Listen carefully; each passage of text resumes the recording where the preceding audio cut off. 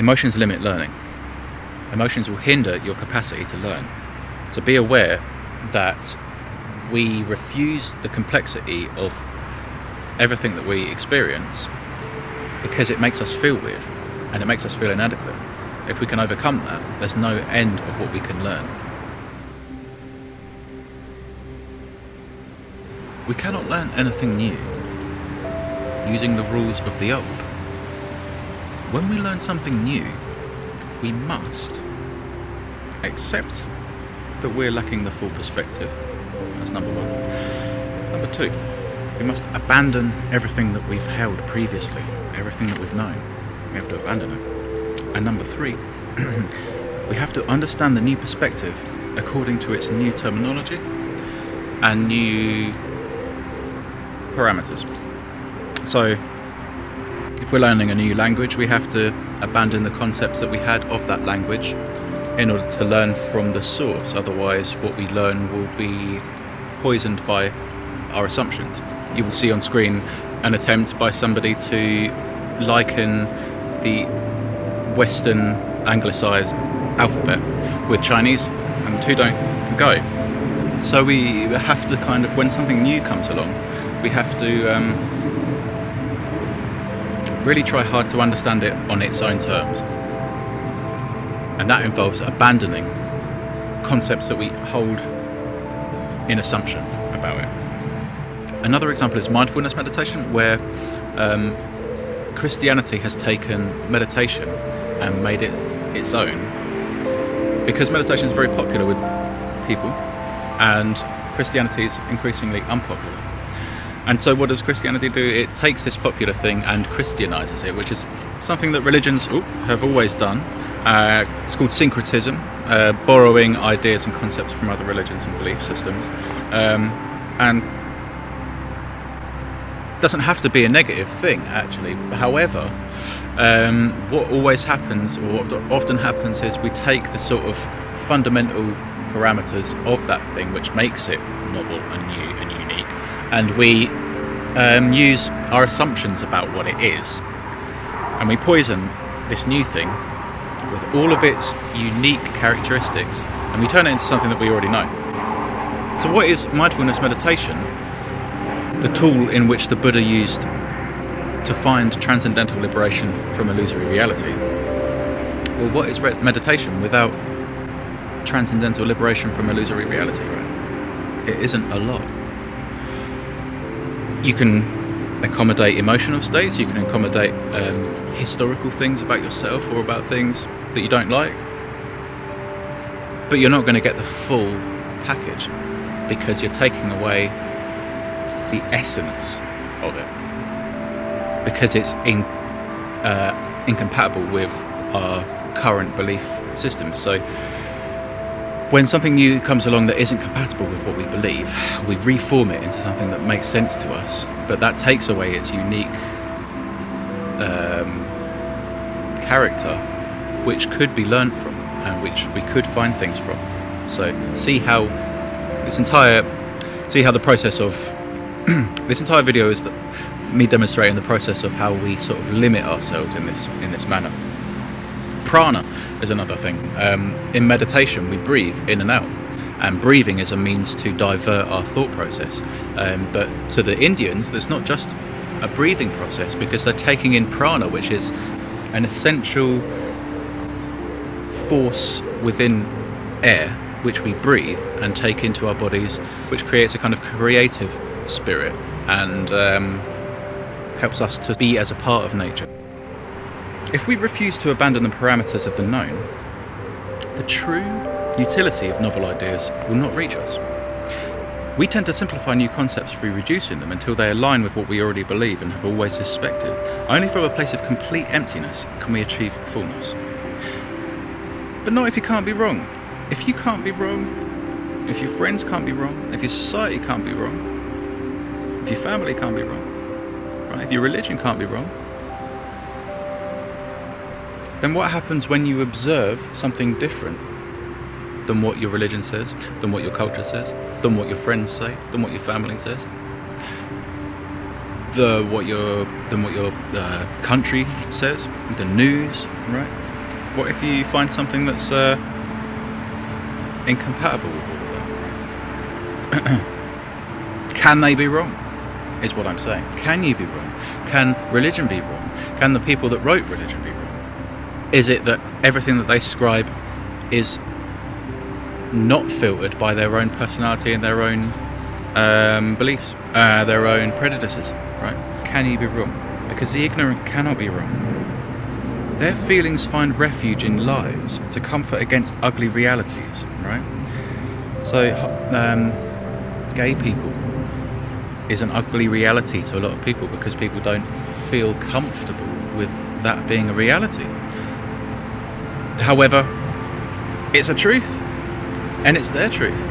And even if we can't understand it, we have to understand things on their perspective, because it's not loving to force others to go against their nature because for how it makes us feel, right? This is how fickle emotions are. And, you know, one's freedom does not preclude the capacity to hinder others' freedom of expression, of sexuality and of being. So we shouldn't ignore reality, right?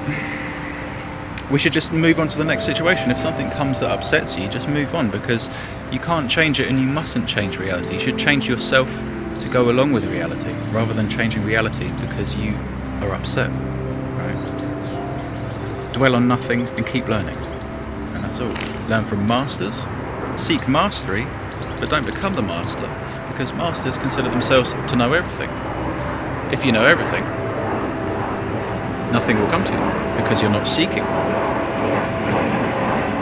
Seek and ye shall find. Being good at learning involves your being your own teacher. It involves accommodating the feelings of being wrong, the sting of it, the burn of it. Allow it to sort of wash over your being and just feel, have a narrative, right? What does it feel like? Tell yourself, oh, it feels horrible. It feels like I'm being burnt alive. It feels like I'm being boiling hot water thrown all over me. You know, it hurts to be wrong. Social harm is a real thing, right? And I think it's worse than physical harm in a way, because social harm can destroy you and your legacy and everything that you've done in your entire life beyond your death. Somebody can harm you socially, and everything that you've done has been null and void, right? So we are very cautious. We'd do anything to avoid social harm, right? But take risks, right? You have to be outside of the perspectives of friends and family to get to the truth, right? How else will we know what truth is? How else do we know what right or wrong is if we don't go to the limits of what they believe and the limits of what the opposite people believe? Because we've probably been born into a fight which wasn't our choosing, right? And this fight isn't yours. Just because of where you're born, just because of who you're born under, right? It doesn't mean that we have to just pick up arms and then carry on the fight, right? Peace on earth requires us all to lay down our arms and find family in each other and hug each other and break bread with one another, not fight each other to the death, right? So can you be wrong? Can any of us be wrong? We cannot learn from an expert while we consider ourselves better, not needing the expertise, and to avoid appearing inadequate is why we do it, all right? The social harm again.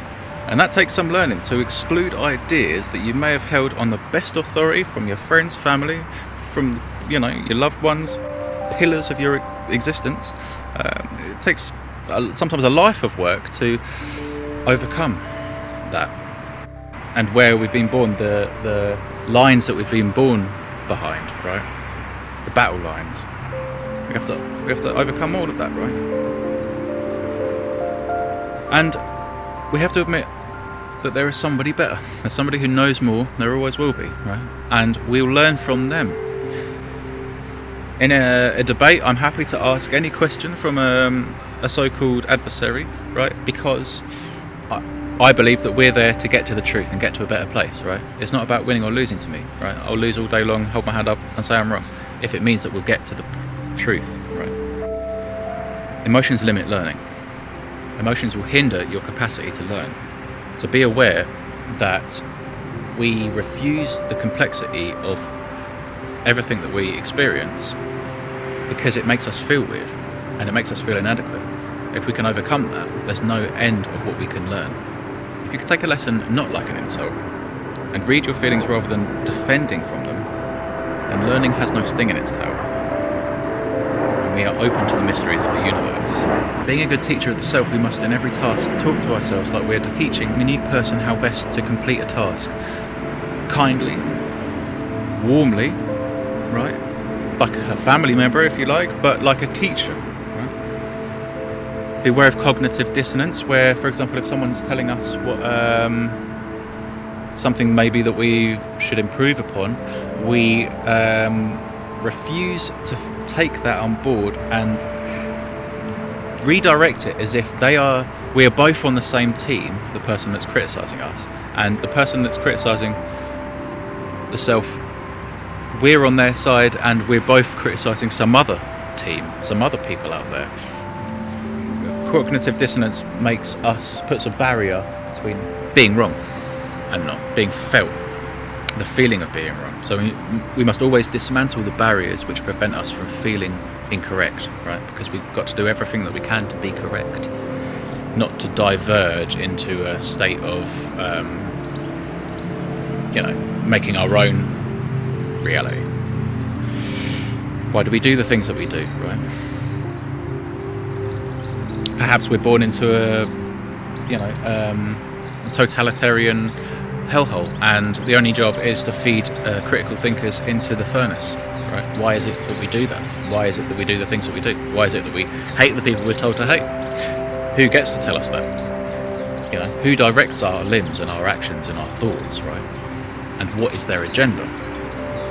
Try this for everything that you do. Ask yourself if there's a better way. Why am I doing this, right? Why not do something in a different way? If I did it in the opposite way, would that have a better result? Would that have a better result for all life, right? In time we find our independent mind. Why don't we clean from top to bottom? Why do we feed this life and not that life? Why do we feed this dirty, vulnerable thing? Why do we feed this clean, vulnerable thing and not this dirty, vulnerable thing? Why do we feed one thing and not the other? Generally it's because we don't want to be seen. We don't want to damage our social image by being seen as rubbing shoulders and having acquaintances of some lower kind.